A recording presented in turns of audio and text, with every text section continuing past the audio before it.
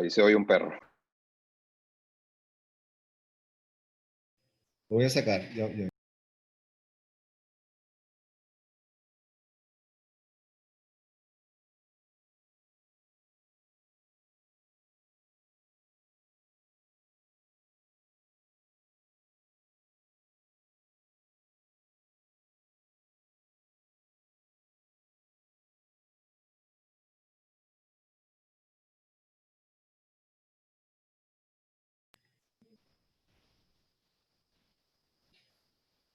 Muy buenas tardes. Los saludo desde Miami. Vamos a esperar unos minutitos mientras esperamos que los participantes se unan a nuestra sesión. Gracias.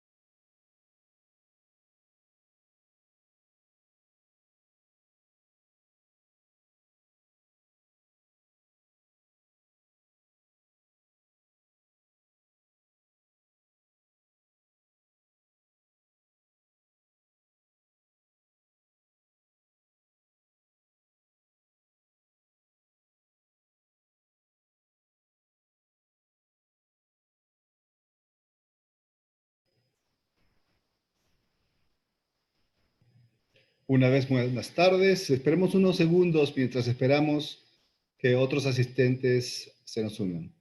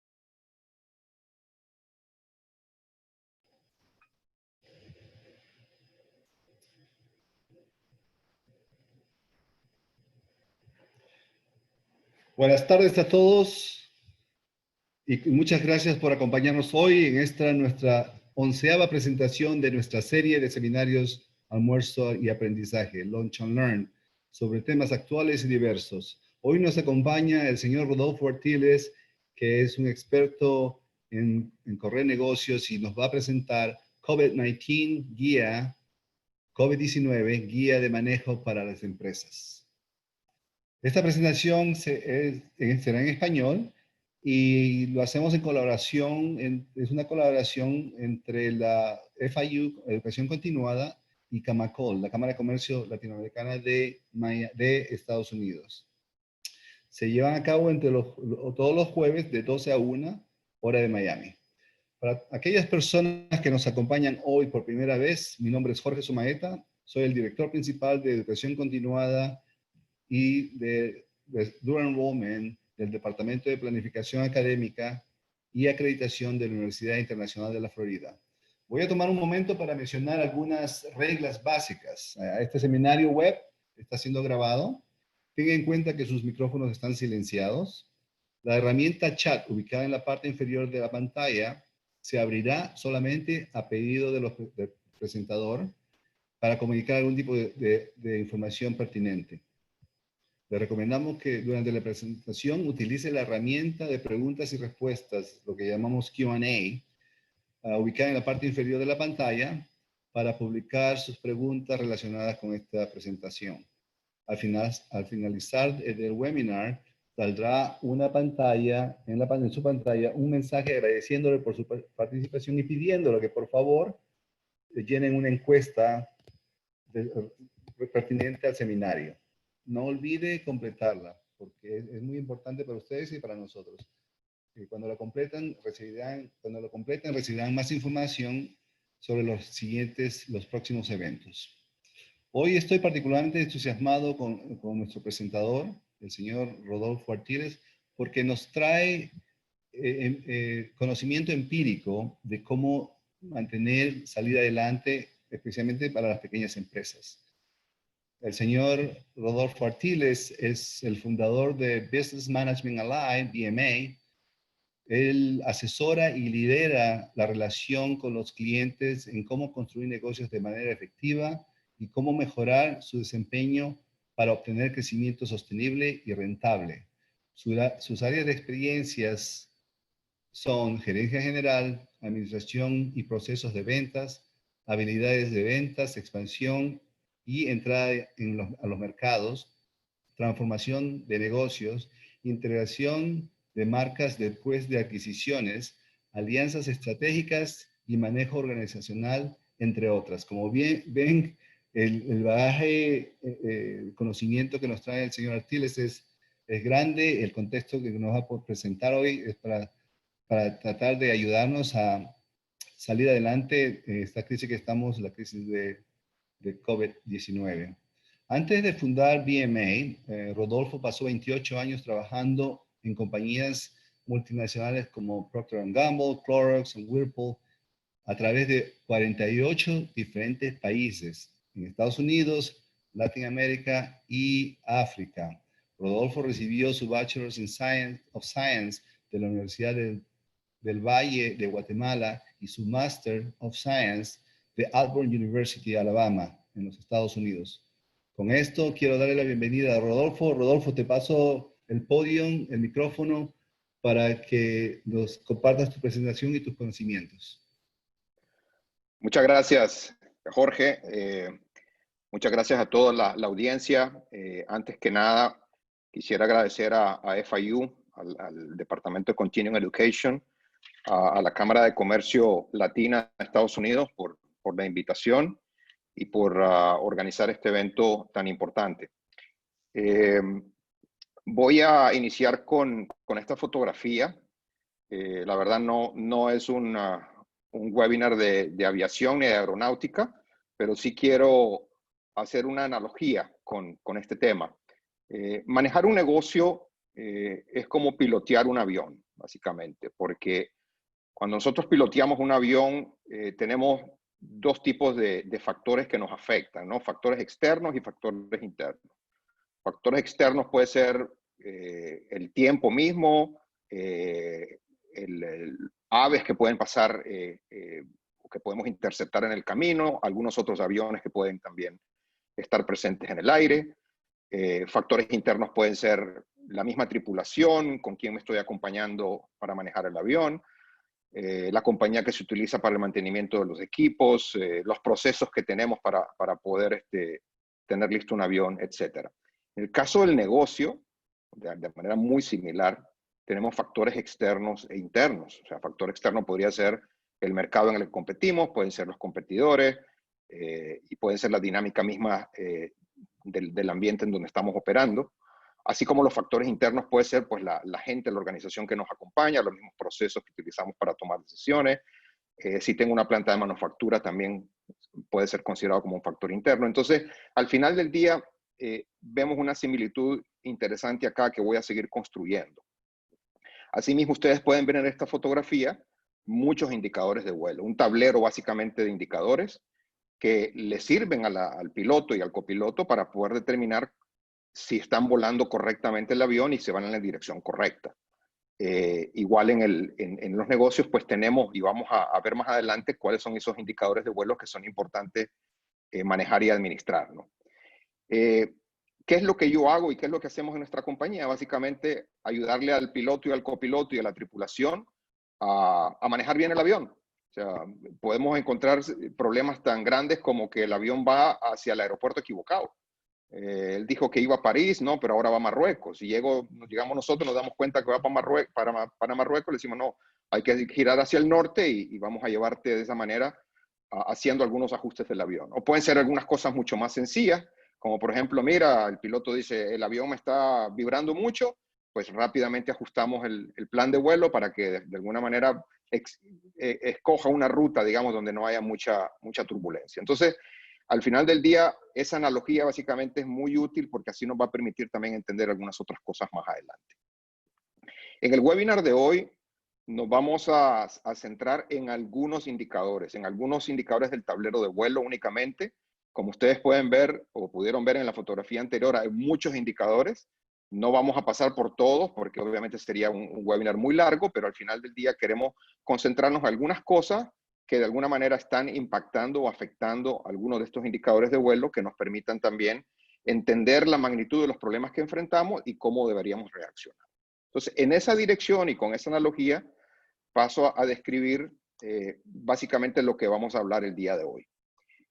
Nos vamos a concentrar principalmente en estos 6 elementos o 6 indicadores o tableros de vuelo, digamos así, que el primero, básicamente vamos a hablar de la situación que estamos hoy, ¿no?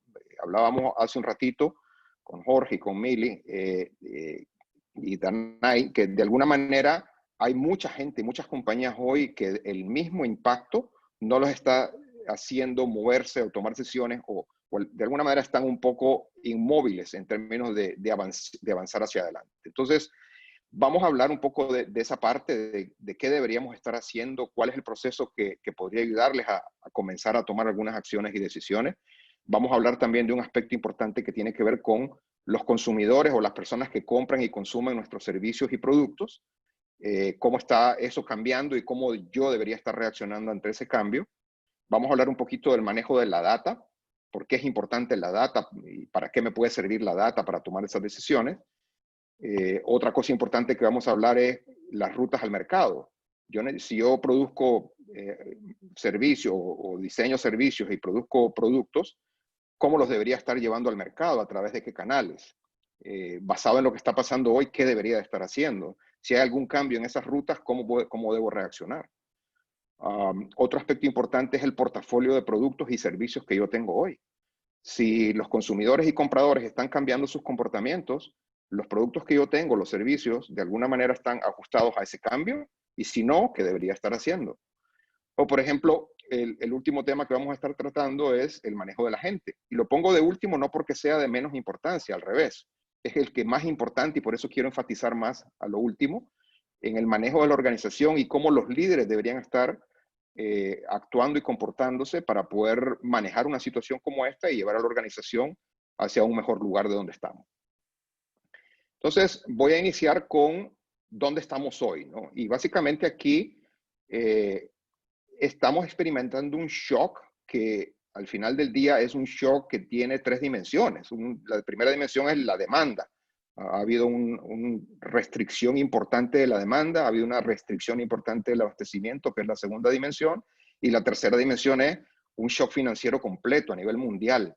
Y es la primera vez, o sin precedentes, digamos, en los últimos 80 años. Nunca habíamos experimentado una pandemia claramente, por lo menos en la vida de nosotros, pero desde el punto de vista de shock financiero, pues nunca había habido algo así en los últimos 80 años. Entonces, esto trae un sinnúmero de impactos que tienen que ver con este fenómeno y están algunos de ellos únicamente puestos acá. Hay muchos otros, pero los más importantes, por ejemplo, son impactos económicos. Si vemos en la parte derecha aquí el impacto en los Producto Interno Bruto o GDP que se está estimando, por ejemplo, a nivel global, estamos con decrecimientos proyectados de menos 5.2%. En el caso de Estados Unidos, 6%. Latinoamérica estamos hablando de 7% negativo. Desempleo en Estados Unidos estamos rondando los 13, 14 puntos. O sea, es un impacto económico muy significativo. Por otro lado, el precio de los commodities, todos esos productos agropecuarios, todos esos minerales, el precio del petróleo, han tenido un impacto muy grande desde el punto de vista de precio. Está estimado que han reducido aproximadamente en un 22%.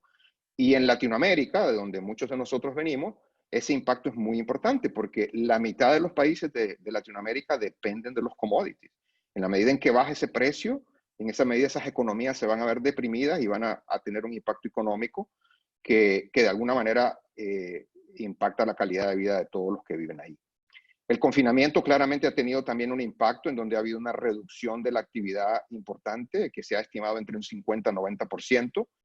Esto también tiene un impacto importante en Latinoamérica porque las economías de Latinoamérica, muchas de ellas dependen mucho del subempleo y eso como consecuencia implica que ese subempleo se genera a través de que las personas salgan de la casa. En la medida en que hay un confinamiento, se ve afectado el subempleo y si eso representa una parte importante de la economía, pues claramente hay un impacto importante. Reducción de remesas. ¿Qué son remesas? Es dinero que personas que vivimos en Estados Unidos obtenemos, digamos, dinero a través de nuestros trabajos y enviamos a nuestros familiares y parientes en Latinoamérica, que en algunos países llega a representar hasta 25% de la economía del país. En casos de Guatemala, Honduras, El Salvador. Y si hay una reducción en eso es porque obviamente el impacto que está teniendo aquí en Estados Unidos claramente impacta a esos países, ¿no? Y finalmente, hay industrias que realmente han sido seriamente afectadas, como por ejemplo el transporte, la compra de ropa, joyas, el turismo, etcétera, ¿no? Sin embargo, hay otras, por otro lado, que sí han sido positivamente impactadas. ¿Por qué? Porque, por ejemplo, si yo produzco alimentos, claramente la gente, mientras más está confinada, probablemente va a tener una actividad, digamos, de cocinar y de alimentarse y de hacer snacking también de una manera mucho más incrementada. Entonces, hay un efecto importante y de hecho lo van a ver más adelante. Hay gráficas que muestran que ha habido un crecimiento importante en el consumo de alimentos, en entretenimiento en la casa también, en equipo para hacer ejercicio dentro de la casa, servicios de entrega en la casa. Todas esas han sido industrias que han sido de alguna manera impactadas positivamente por este shock, ¿no? Entonces, en términos generales, simplemente para darles una perspectiva de en qué está impactando y que nos ponga en contexto de lo que vamos a hablar ahora, ¿no?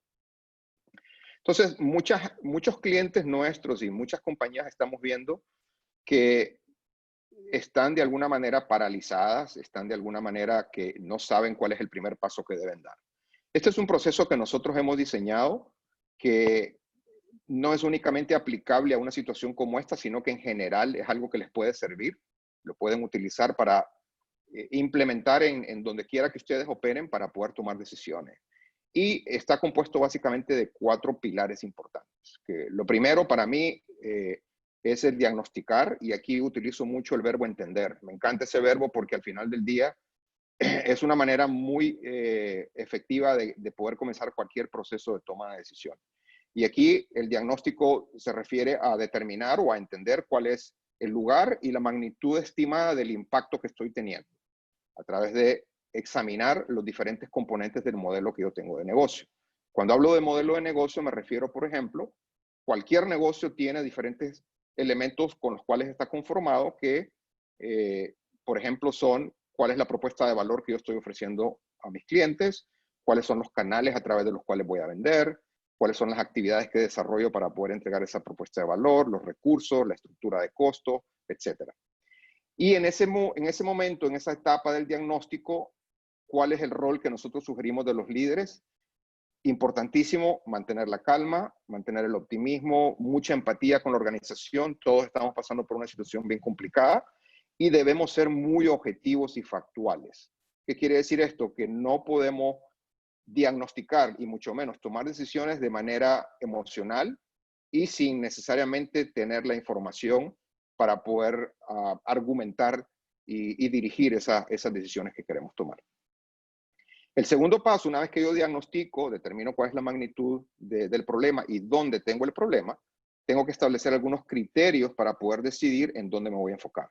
Entonces, aquí algunos criterios que puedo decir es, bueno, ya determiné que yo tengo un problema de ventas, pero en dónde específicamente tengo ese problema. Y de alguna manera tengo que establecer esos criterios que me van a definir, me voy a enfocar únicamente en ventas y no necesariamente en la rentabilidad del negocio, o al revés. O me voy a enfocar únicamente en proveer el mejor servicio a mis clientes. Entonces, tengo que de alguna manera establecer cuáles son esos criterios que voy a utilizar para poder definir cuáles son las cosas más importantes en las que me voy a, a enfocar. Y hago una valoración detallada de cuál es ese impacto para poder entonces rankear de lo más importante a lo menos importante. Paso entonces, ya que prioricé, al tema de decisión. O sea, aquí entonces, ya que prioricé, voy a tomar la decisión de cuáles son las áreas que me voy a enfocar.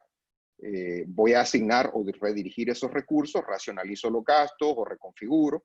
Y aquí es importante el rol del líder, no solo involucrar a la organización en la priorización y el ranking de esos temas, sino que también, si no tenemos la habilidad para poder hacer ese proceso, asesorarnos bien en esta valoración.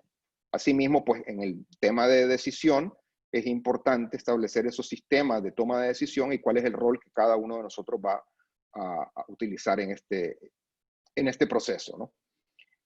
Al final, pues del proceso es la navegación, que es cómo yo comunico esas prioridades a la organización, cómo vamos a ejecutar el plan, cómo le vamos a dar seguimiento a ese plan y cómo detecto, entiendo y decido y ajusto de alguna manera, porque esa decisión que tomé y ese enfoque puede cambiar rápidamente y tengo que ser ágil como para irlo ajustando. Y en esa etapa es muy importante que el líder tenga una habilidad y una capacidad para poder seguir motivando, energizando, comunicando esos cambios que pueden venir de manera muy asertiva, promover la agilidad, eliminar esas barreras que pueden estar ocurriendo a través de interno o a través de externo, y siempre, siempre dar el ejemplo. Entonces, modelar obviamente los valores de la organización. Y finalmente, este es un proceso que debería ser lineal. ¿Y a qué me refiero yo? Yo no puedo priorizar las decisiones que voy a tomar o priorizar, digamos, los elementos que voy a utilizar para poder tomar decisiones si no he hecho un diagnóstico. O, por ejemplo, no puedo tomar una decisión sin ni siquiera hacer una priorización o diagnóstico. Entonces, sí tiene que ser un proceso lineal en donde tiene que ser ordenado y seguir esta dirección para poder llegar a una decisión y a una navegación efectiva.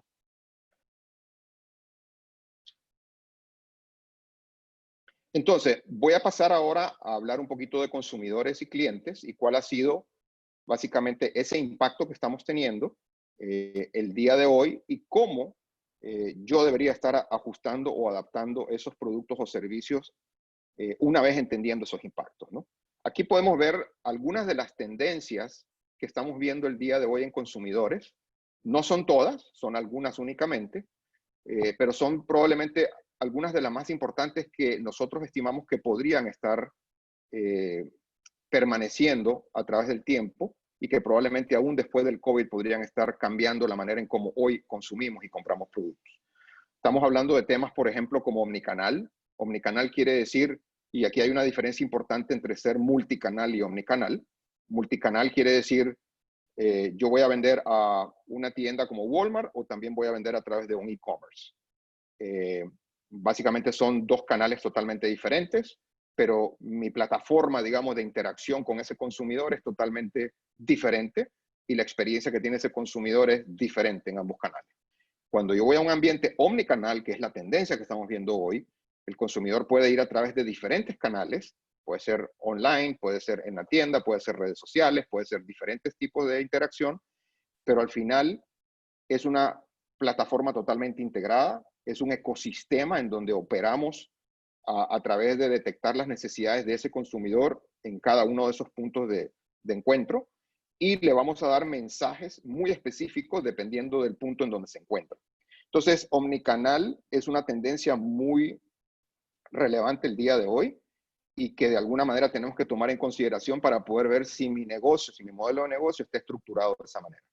Asimismo, el e-commerce, ya vamos a ver más adelante un poco más del e-commerce, por lo tanto no me voy a parar mucho acá porque sí tenemos un par de slides con ese tema, que hay un incremento de la penetración muy grande. La automatización también es otro tema que está muy relevante y la transformación digital está básicamente en todos los niveles. Se ha estimado que lo que se había proyectado que iba a avanzar la automatización en 2 años, se logró hacer en 2 meses. Y básicamente el CEO de Microsoft estuvo hablando en una charla el otro día y básicamente hizo un statement como ese. Del punto de vista local, podemos ver preferencias de productos y servicios locales que tienen que ver, por ejemplo, con gente que prefiere hacer turismo local o gente que prefiere productos locales por temor, digamos, a contagiarse por productos que vienen de otros países, especialmente con alimentos. Y hay una preferencia ahí también para apoyar a los negocios locales.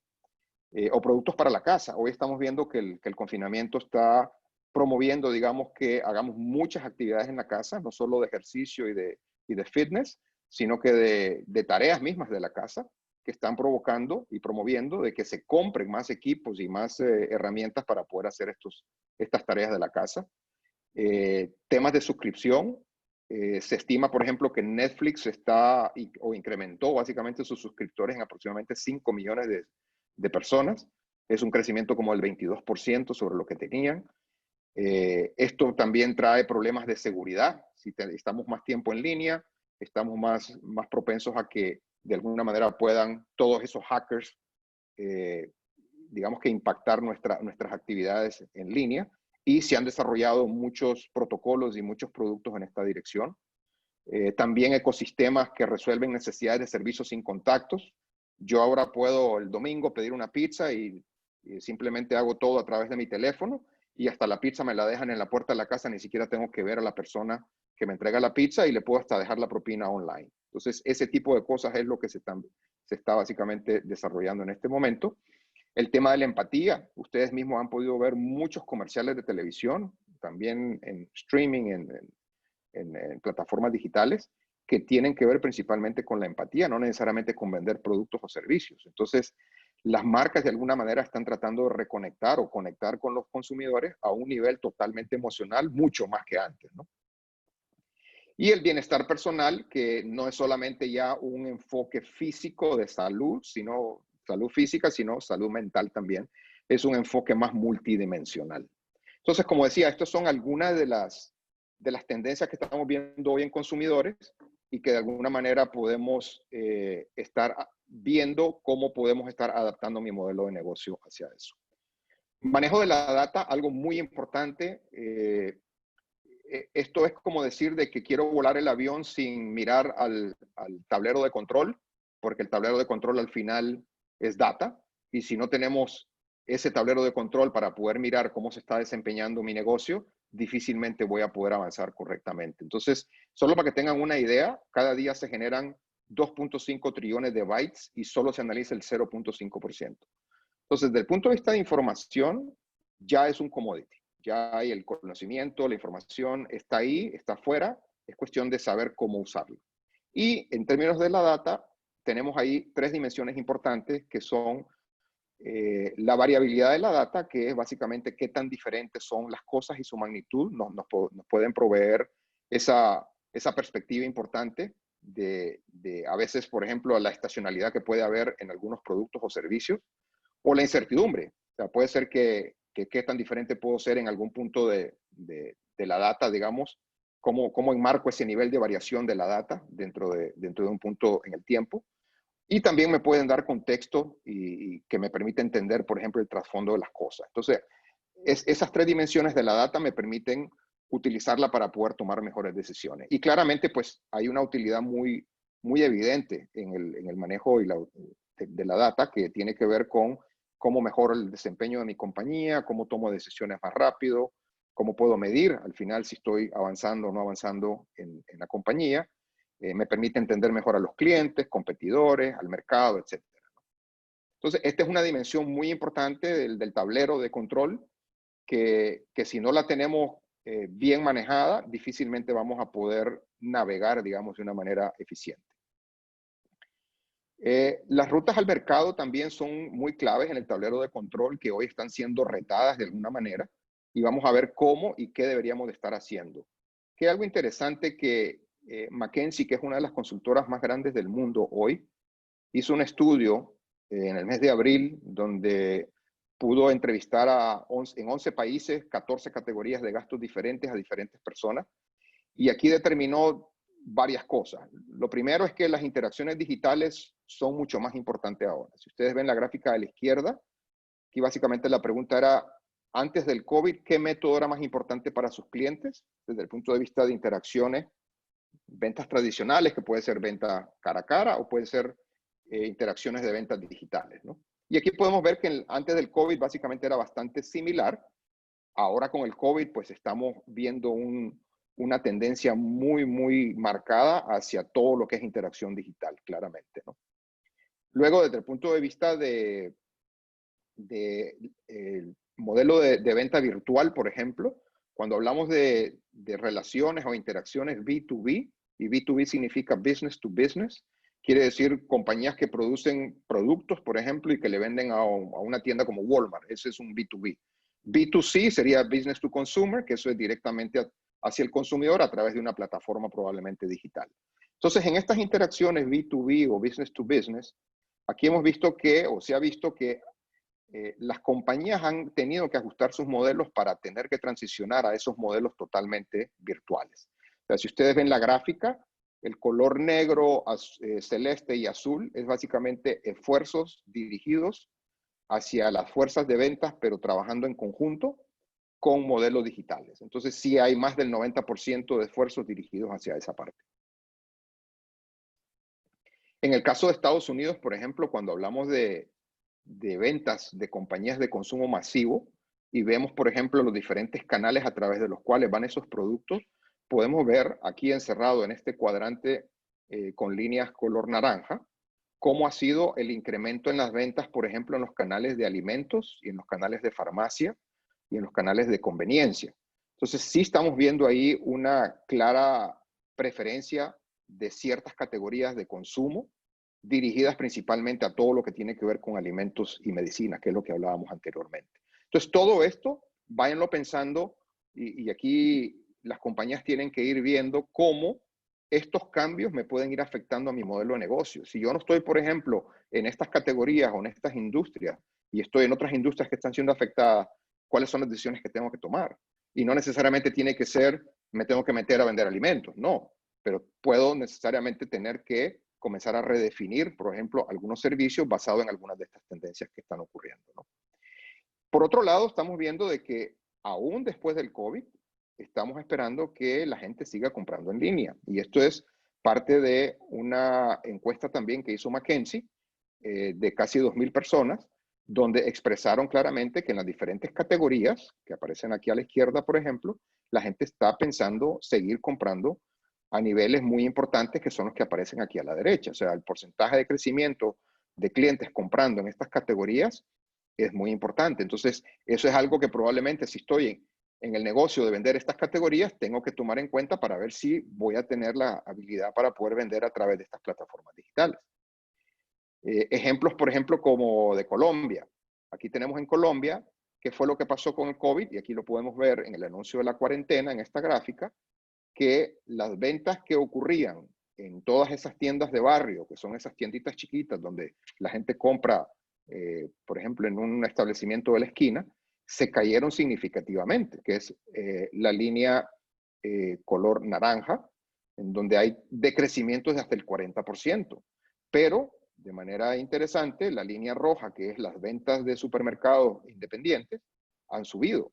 Entonces, imagínense una compañía que vende el 80% de sus productos a través de estas tiendas de barrio, que podría ser, por ejemplo, la cerveza, la Pepsi, la Coca-Cola, etcétera, ¿qué tendría que hacer en una situación como esta? Claramente sí se viene recuperando, como lo están viendo en la gráfica, pero la pregunta es, ¿va a regresar a los niveles anteriores? ¿O qué tengo que hacer en este momento que la situación está presentando este comportamiento? Igual en México, las ventas se están impactando en el canal tradicional, las tiendas de barrio, y el uso de online para las compras ha incrementado prácticamente 8 veces, ¿no? Y aquí entonces entramos al tema del e-commerce, que les había mencionado, en donde claramente tuvo una aceleración sumamente grande en Latinoamérica, y estamos viendo todavía una aceleración muy grande, donde el 83 o 85% de las personas están diciendo, mira, no puedo salir de casa, y de alguna manera tienen que estar comprando los productos a través de una plataforma digital. Aquí en medio podemos ver la penetración del e-commerce, en donde las penetraciones del e-commerce en diferentes países de Latinoamérica no era tan grande necesariamente antes del COVID. Para que se den una idea, la penetración es básicamente la cantidad de personas que utilizan la plataforma. En el caso de México eran 3.7% de las personas utilizaban la plataforma únicamente. Pero miren hacia la derecha esta gráfica que habla del incremento de la penetración partiendo de donde estábamos, y estamos hablando a veces de crecimientos del 400%. Entonces, aquí estamos viendo claramente otra vez el refuerzo de esos hábitos y esas tendencias de compra que están impactando los canales a través de los cuales compro. Y no solo la penetración del e-commerce incrementó, sino que también el tiempo de navegación. La gente está en línea más tiempo, 17% más en promedio en sesiones, y está buscando 39% más cosas en línea. Como manera de resumen, en el e-commerce sí hay una adopción del online muy grande. Aquí estamos viendo, como está demostrado por los slides anteriores, hay 5 millones nuevos compradores en Latinoamérica, solo en Latinoamérica, en diferentes categorías. Claramente vemos un nuevo estilo de vida y pues hay un incremento muy grande o un cambio de comportamiento muy, muy importante, no solo en los nuevos compradores del e-commerce, sino en los compradores que ya existían y que ya utilizaban la plataforma. Me voy a mover al portafolio de productos, que también es otro elemento importante de tomar en consideración y de medir. Y aquí pues vamos a ver algunos elementos clave del manejo estratégico de este portafolio. Cuando yo tengo un sinnúmero de productos o servicios que estoy vendiendo, es importante tener una visibilidad de ese portafolio, ¿no? O sea, una visibilidad me refiero desde el punto de vista de una base de datos confiable que me permite entender el comportamiento de esos productos a través del tiempo y que yo pueda tener algunos KPIs, Key Performance Indicators, que me puedan dar información de costos, de inventarios, de ventas, etcétera, etcétera. Entonces, la visibilidad y el saber dónde estoy parado con mi portafolio es algo muy importante.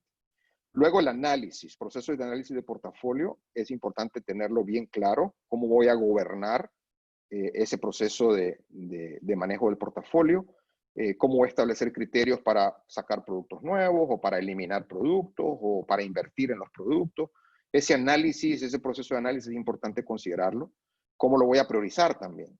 ¿Cómo voy a manejarlo de manera estratégica, alineado con una estrategia corporativa que yo pueda tener?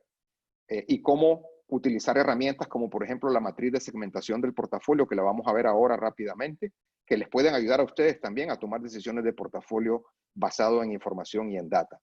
Y una planeación dinámica, que quiere decir necesito hacer ajustes en mi portafolio de servicios y productos de manera que vayan muy en línea con los cambios que estamos viendo y que hemos venido hablando a través del webinar, ¿no?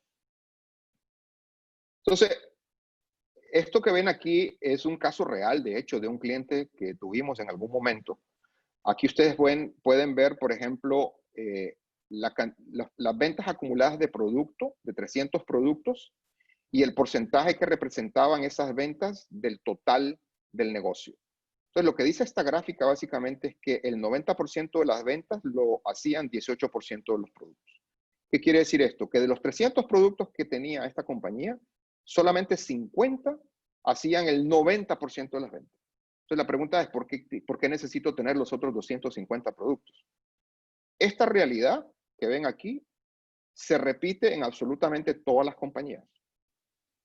Es la ley del Pareto al final. Entonces, a diferencia de compañías a lo mejor como Amazon, donde ellos hacen sus ventas y generan su rentabilidad a través de muchos productos, la gran mayoría de las compañías operan con este principio. Entonces, ¿esto por qué lo menciono? Porque es un elemento importantísimo que podrían utilizar el día de hoy para poder racionalizar y eficientizar sus operaciones, eliminar costos e ineficiencias. Ahora, hay que hacerlo de una manera ordenada y siguiendo obviamente algunos principios que son importantes considerar para poder hacerlo de manera efectiva. Lo otro que les mencionaba era la matriz de segmentación, y esto es una matriz bien fácil de hacer, muy accionable, en donde ustedes pueden graficar, por ejemplo, cuál ha sido el crecimiento de las ventas de su marca o de sus productos o de sus unidades de negocio en los diferentes años, y luego la rentabilidad que cada uno de esos tiene. En la medida en que ustedes puedan hacer esta gráfica, pueden tener 6 cuadrantes. Por ejemplo, si yo tengo un producto que crece muy agresivamente y tiene una altísima rentabilidad, muy probablemente va a estar en el cuadrante superior derecho, que es una marca o una unidad de negocio que para mí debería ser un motor de crecimiento, porque crece muy rápido y tiene una alta rentabilidad. ¿Qué tengo que hacer ahí? Bueno, fácilmente lo que debo hacer es seguir invirtiendo para que siga creciendo. Eventualmente, probablemente el crecimiento va a disminuir y probablemente esta marca o esta unidad de negocio se va a tener que mover en la parte izquierda de la matriz para poder proteger y mantener a esa marca, ¿no? Que podría ser, bueno, voy a comenzar a invertir simplemente para mantener la posición que tiene y que siga generando la rentabilidad que necesito.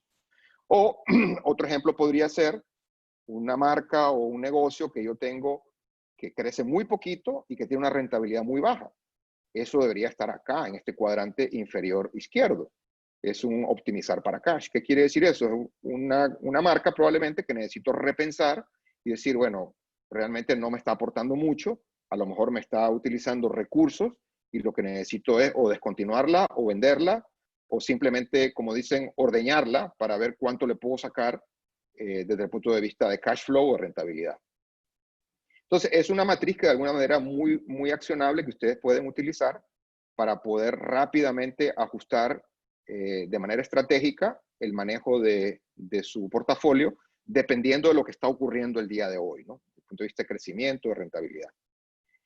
Y lo que había hablado al comienzo, desde el punto de vista de manejo de la gente, que para mí es el elemento más importante en este momento, ¿cuáles son esos retos que estamos encontrando hoy en el manejo de la organización? Y aquí podemos hablar de 5 cosas importantes. Lo primero es la gente misma. O sea, hoy necesitamos proveer la dirección correcta a la organización, ayudarlos a que trabajen más efectivamente, especialmente en un ambiente donde estamos totalmente virtuales. Tenemos que energizar y empatizar con la gente. No podemos estar probablemente exigiendo que las personas trabajen en horarios estrictamente definidos, sino que debemos ser un poco más flexibles, especialmente si tenemos una fuerza laboral bastante conformada por generaciones diferentes a la nuestra, a lo mejor generaciones Z, generaciones Y.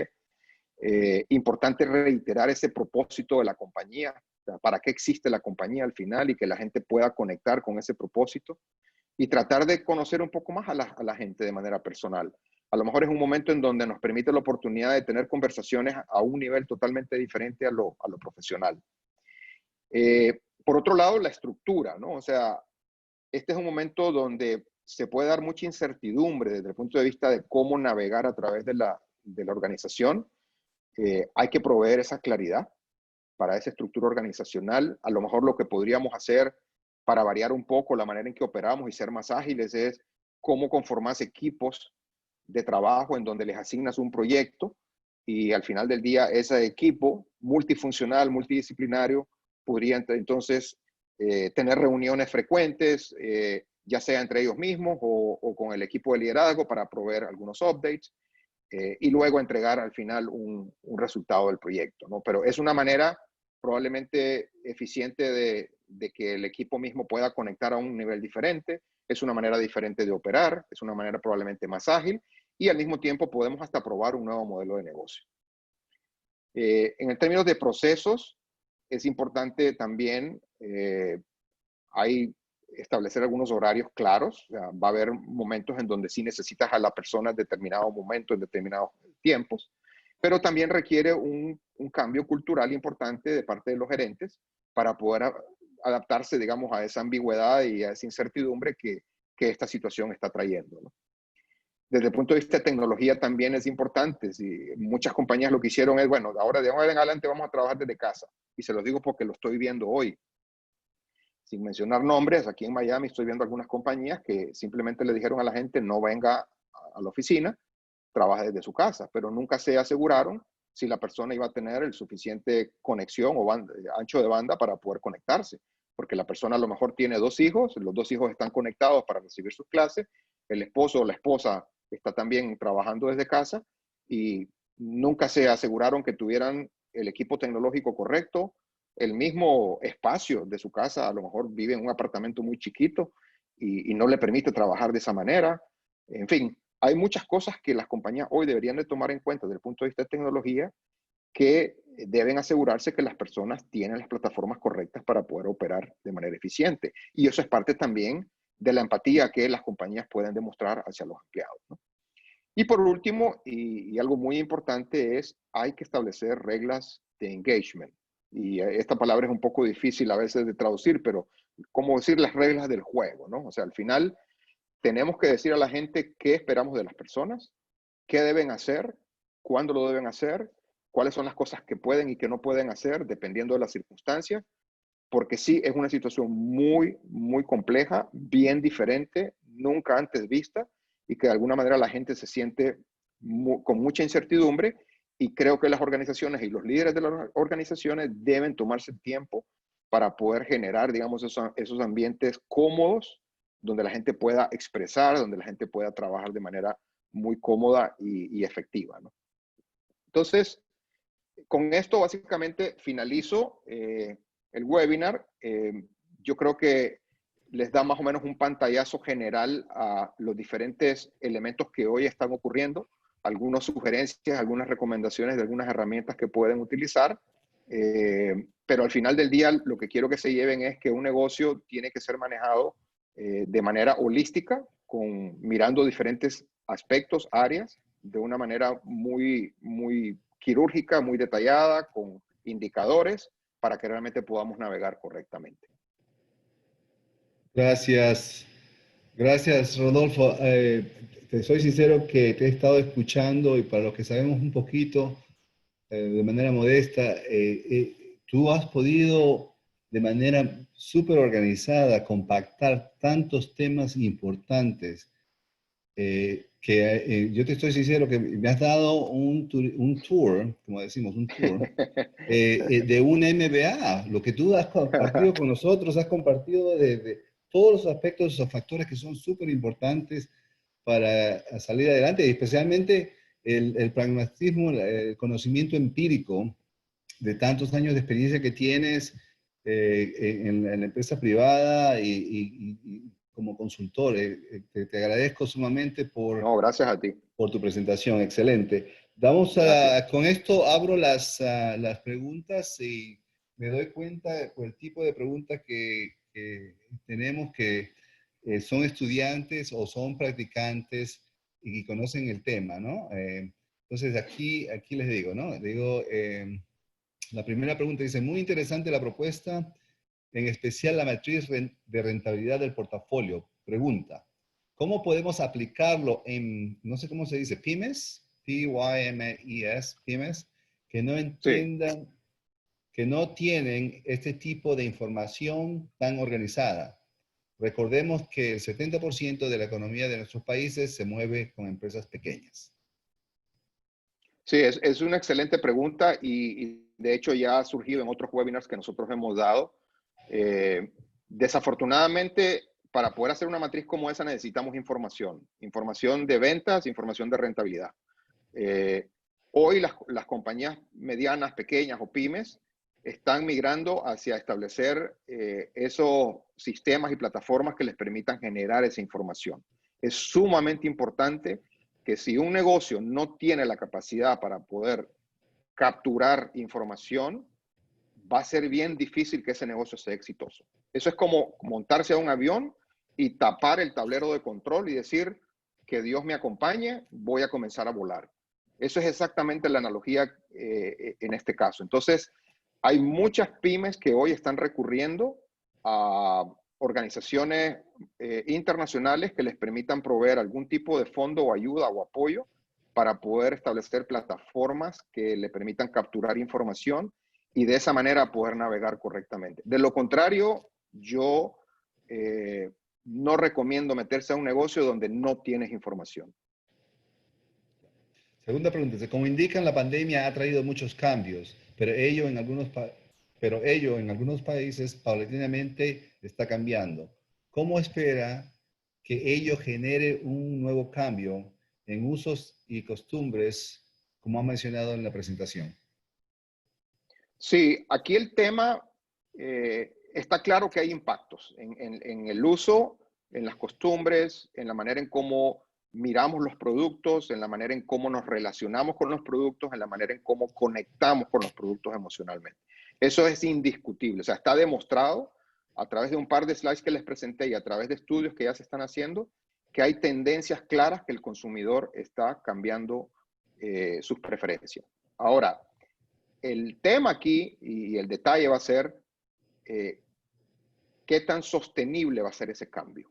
Porque yo no puedo hacer un cambio, y aquí tengo que tener mucho cuidado, para poder entender bien el cambio y la magnitud y la sostenibilidad del cambio para poder hacer ajustes a mi modelo de negocio.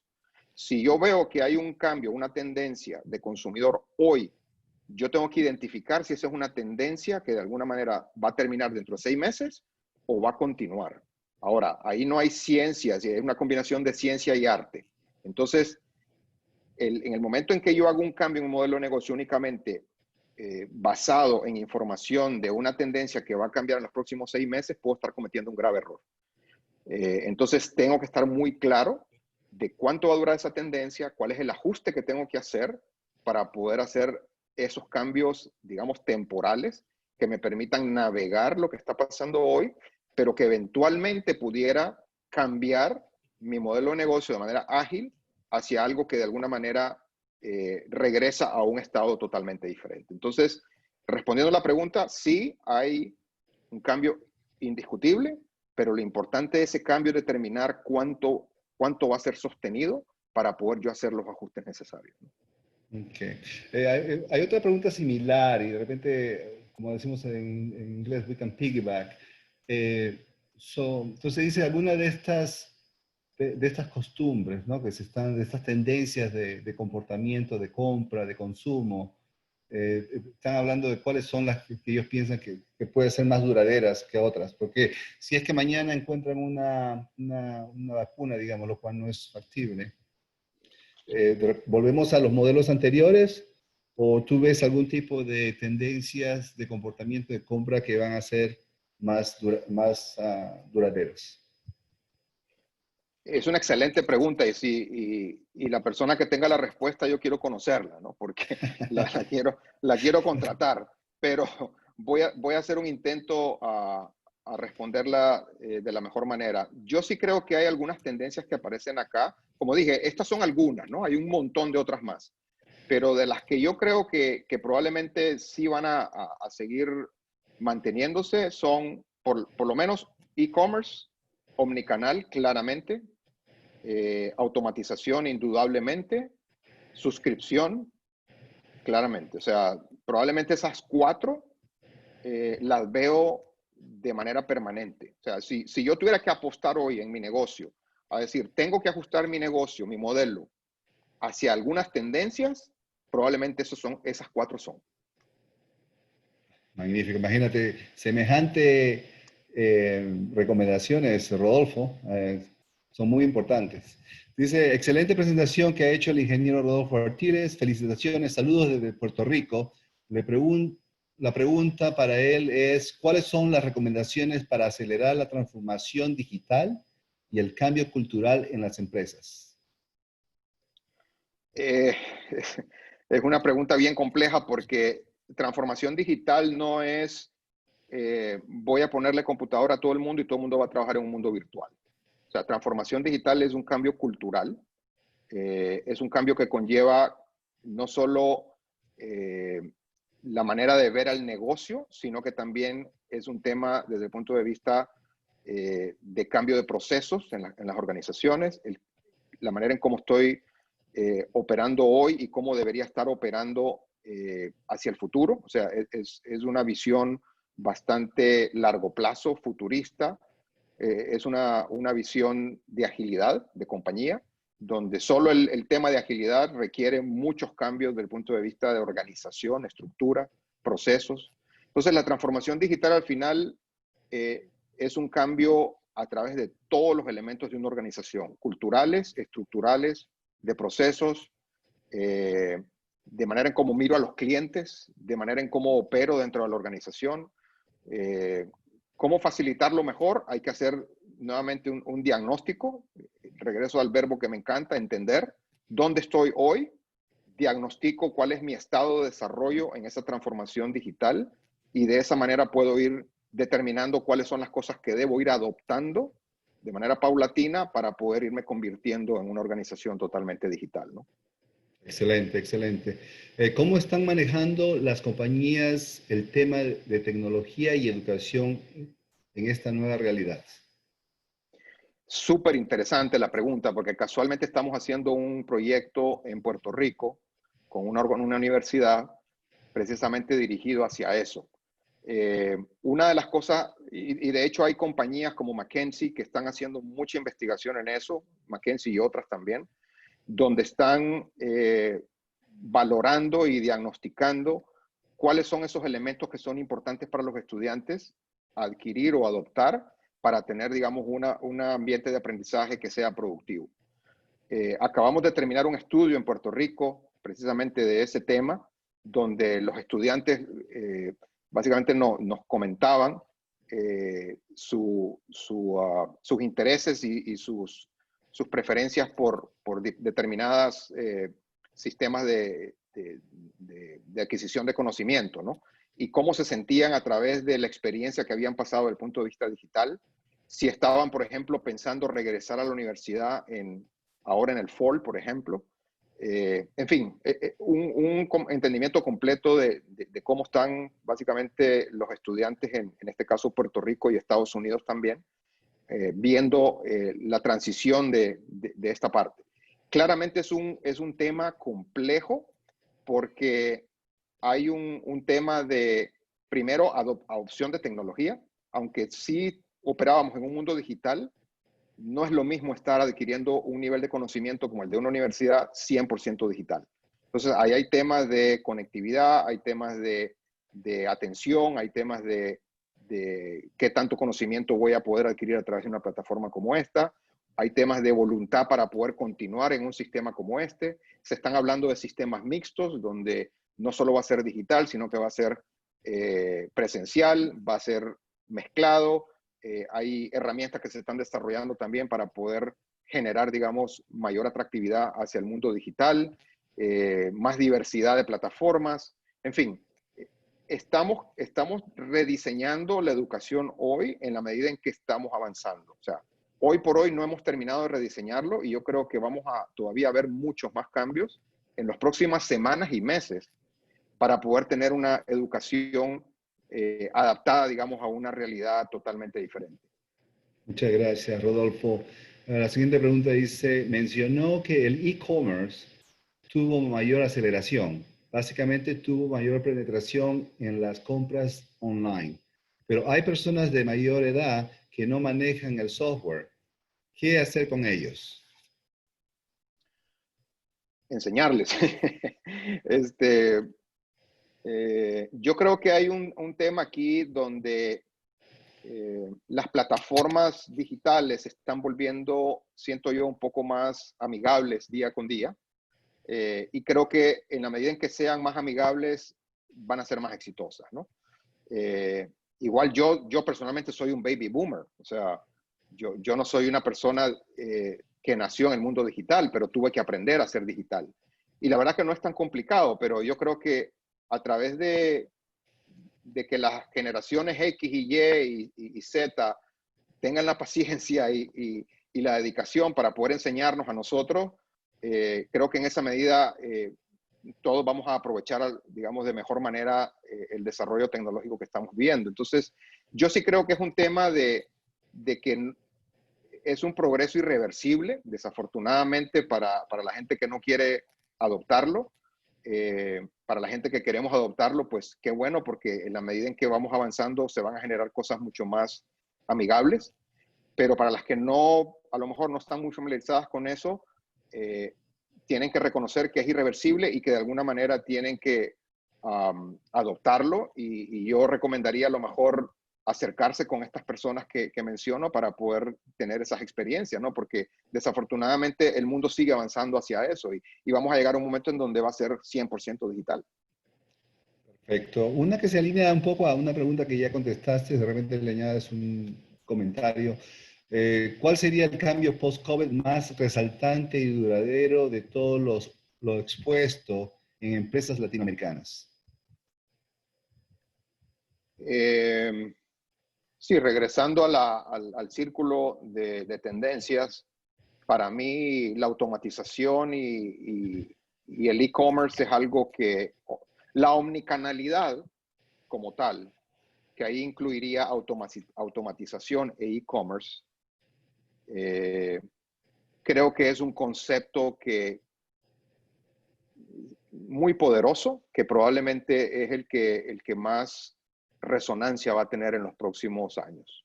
O sea, ese concepto en donde nosotros como consumidores interactuamos con diferentes puntos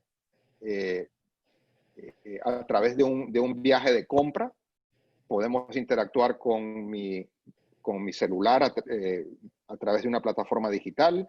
Después puedo interactuar con la tienda yendo a ver el producto. En la misma tienda hay un app de la tienda que inmediatamente me sale un video que me complementa la información que estoy viendo real. Luego la misma aplicación a lo mejor tiene algo de realidad virtual. Luego compro en línea ahí mismo en el móvil, y cuando salgo de la tienda ya tengo un recibo electrónico. O sea, esa interacción completa es un ecosistema. Y para mí eso, como omnicanalidad, e-commerce, digitalización, automatización, es un concepto global, digamos, macro, digamos, que para mí continúa y continuará. Gracias, Rodolfo. Siguen llegando las preguntas, voy a elegir dos más y ya después de eso concluimos nuestro webinar porque tenemos que respetar tu tiempo, respetar el tiempo de la audiencia también. Pero hay una acá que dice, ¿qué hacer con las tiendas de barrio que quieren adaptarse al cambio, pero no tienen el apoyo del gobierno o de su jurisdicción?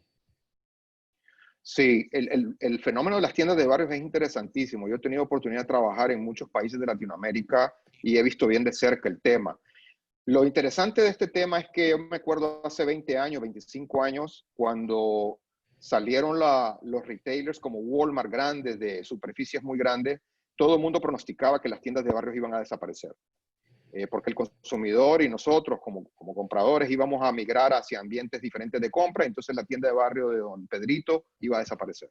25 años después, seguimos viendo que la tienda de barrio sigue existiendo y sigue tan relevante como antes, sin tecnología y como estaba hace 25 años. Entonces la pregunta es, ¿cómo evoluciona esa tienda de barrio a algo mucho más avanzado desde el punto de vista tecnológico? Yo creo que el cambio va a venir a través de los mismos suplidores de producto. De hecho, ya hay esfuerzos de compañías como Procter & Gamble, Coca-Cola, las cerveceras, que están tratando de hacer grupos o asociaciones con las tiendas de barrio para poder proveerles de plataformas tecnológicas que no solo les permiten operar más fácilmente, sino que ahí hay un interés de parte también de las compañías de obtener más información de ellos. Entonces, sí creo que hay un cambio que va a venir, no sé qué tan rápido, porque sí hay muchas tiendas de barrio que son, que los dueños básicamente son personas que a lo mejor no están muy interesadas en sofisticar o tecnificar, digamos, su operación, porque al final del día también requiere inversión. Entonces, sí creo que vamos a tener todavía un poco de tiempo en ver a estas tiendas de barrio seguir operando de la misma manera. Gracias, Rodolfo. La última pregunta y después les comento que Rodolfo, con tu venia, compartimos las preguntas que quedan Claro, pendientes y podrías contestarles directamente vía email. por Ah, supuesto.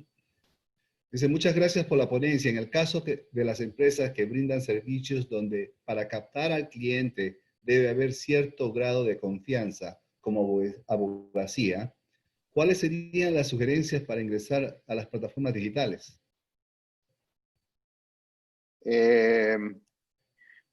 Como la abogacía, decía, porque se cortó un Sí, poquito. la abogacía, sí. Me Ok, imagino algo así ok. como que lo que se está dando por lo de telemedicine, ¿no? En este momento.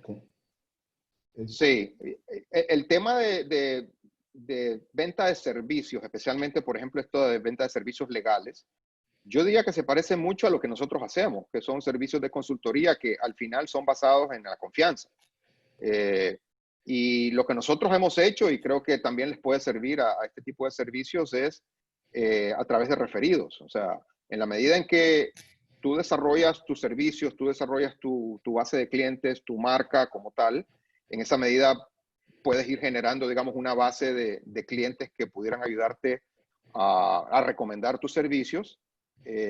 Y las plataformas digitales son un complemento a esa parte, porque nosotros hemos encontrado que las plataformas digitales para poder vender per se servicios de consultoría donde requieren mucha confianza son bien difíciles de hacer, porque precisamente eso, o sea, las personas que compran estos servicios requieren de esa confianza y esa tranquilidad de que el servicio realmente va a ser de buena calidad y es un servicio a veces muy arriesgado para las personas y a lo mejor muy caro. Entonces, sí creo que las plataformas digitales son un complemento, pero un complemento combinado con otros elementos que tienen que ver con desarrollo de confianza a través de clientes ya establecidos o a través de foros de cámaras de comercio, que de alguna manera puedan avalar, digamos, los servicios que uno presta. Entonces, tiene que haber el elemento como le llaman, endorsement, ¿no? Hacia los servicios que uno da, porque si va directamente solo a través de plataformas digitales, hasta puede ser contraproducente, porque típicamente lo asocian con servicios muy baratos, ¿no? Entonces, hay que tener cuidado con ese tema. Creo que son muy útiles las plataformas, pero combinados con otros elementos que generen más confianza. Muchas gracias, Rodolfo. Y con esto, con esta última pregunta concluimos nuestro webinar. Antes de hacerlo, permítanme agradecer a la audiencia, a los que nos han acompañado hoy, obviamente a Camacol, la Cámara de Comercio Latinoamericana de Estados Unidos. También quisiera agradecer a nuestra señora vicepresidenta, Mrs. Mercedes Ponce, mi jefa de FIU Educación Continuada, que nos acompaña hoy, a mi equipo, a nuestro equipo, Mrs. Melissa Maldonado, Danae Barata, Sherman Smith, las cuales están colaborando tras los vestidores para ayudarnos a hacer llegar estos mensajes, estas oportunidades de aprendizaje a todos nosotros. También quiero recordarles que por favor al final del webinar saldrá una pantalla, agradeciéndoles por su participación y pidiéndoles que por favor llenen una encuesta acerca del seminario de hoy día.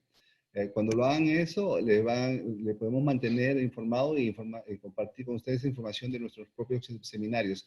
El siguiente seminario será el jueves 9 de julio, en donde el tema se llama El reto de la educación a distancia en tiempos difíciles a través de herramientas abiertas. El presentador es el profesor Charlie Espinosa. También quiero agradecer a los estudiantes y la Facultad de la Universidad Nacional San Marcos del Perú que nos acompañan hoy. Muchas gracias por tomarse el tiempo. También a nuestros compañeros y colaboradores de la Universidad, de la Pontífica Universidad Católica del Perú que están participando hoy. Y una persona muy especial con la cual hemos compartido varias experiencias laborales, varios proyectos, la señora Olga Comier, que es nuestro partner en educación continuada. Rodolfo Ortiles, te agradezco mucho de Business Management Allied, tu compañía, tus palabras para cerrar nuestro webinar de hoy. No, no me queda más que agradecerte a ti, a Mili, a todo el equipo, a Continuing Education, a FIU, a Camacol, por la invitación y para mí ha sido un honor poder compartir con toda la audiencia. Muchas gracias a todos los que se conectaron. Estaré comunicándome posteriormente vía correo electrónico para responder a las preguntas y agradecerles a todos ustedes su participación. Gracias, Rodolfo. Los esperamos la próxima semana. Gracias por acompañarnos. Cuídense mucho. Gracias. Hasta luego.